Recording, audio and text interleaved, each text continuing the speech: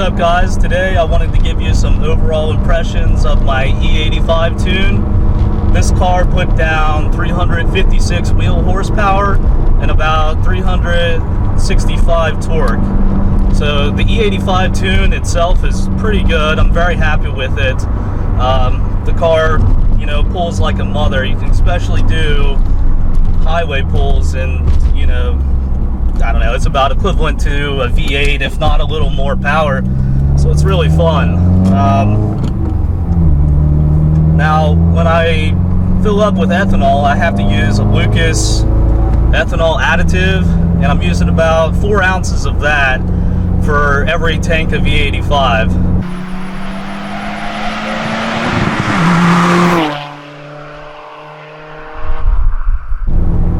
I've already eaten through the stock clutch, so I've had to have the clutch replaced. I'll talk about that in another video. And I actually started driving this map a little bit before winter was coming in.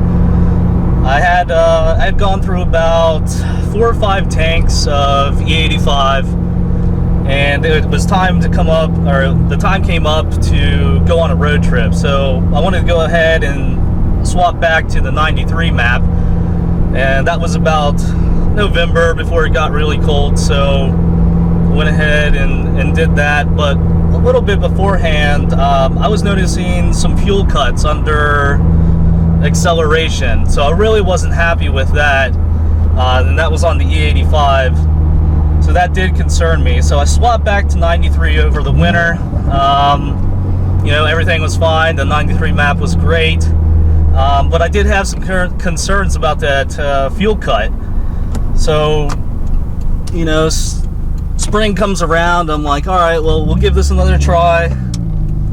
I've got, you know, I knew my clutch was going out, so I really wasn't pushing hard to go back to E85.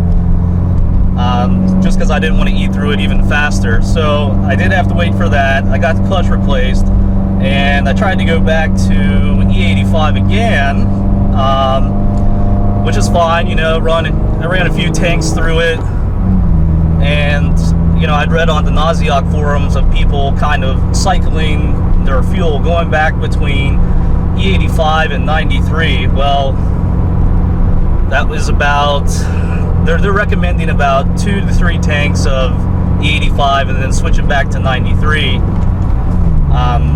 and cycling through that way, kind of, you know, not let everything get clogged up. But I did that, and when I go back to 93, I noticed, you know, that the fuel pump monitored on the access port, and it seems like it's not as strong as it used to be. You know, that's just my take on it, and at this point I'm kind of concerned. So right now I'm back on 93, and I probably won't go back to the 85 map, honestly.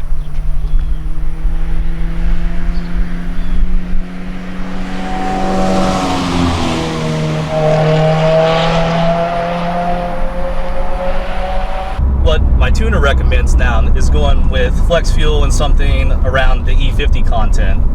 So, you know, that's like $600. I don't know, another couple hundred to get a tune. So I'm not really rushing into that right now, but down the road it is where I want to be. Having said that, I know that, you know, some guys out there are running the E85 map with no issue. Their fuel pumps are fine. I guess they're not having any fuel cuts or anything like that. So, I mean, kudos to you guys, because that's not my situation. So that's the way it goes.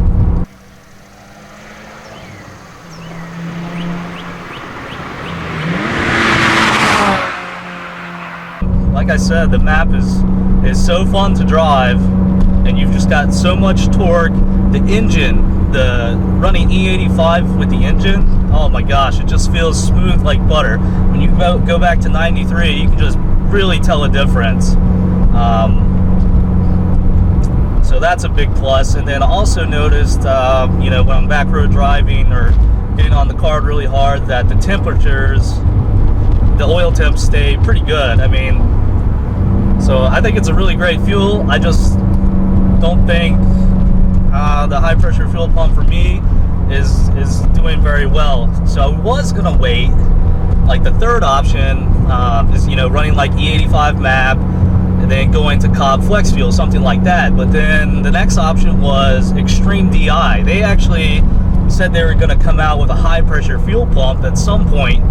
It was, you know, supposed to be the end of 2016, so everybody was excited. It's now 2017, and you know, they keep pushing back the date. Well, I went on their website the other day and they completely took Subaru off. They took the WRX off their listing for fuel pumps. So is that still going to happen? You know, that high pressure fuel pump with Xtreme-Di? It doesn't look like it, just because they don't have it on the site anymore, which kind of sucks. So looks like I might be out of that option, or we all might be out of that option. I have no idea, unless somebody's got some more insight on that. I'm not going to go out there and say that everyone else is going to have these problems. It just seems like a lot more people are than aren't.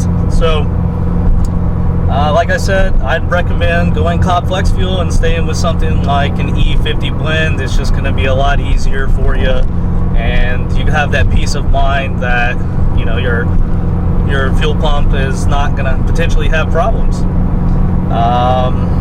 So yeah, that's really about it. Thanks for watching, guys, and I'll catch you on the next one.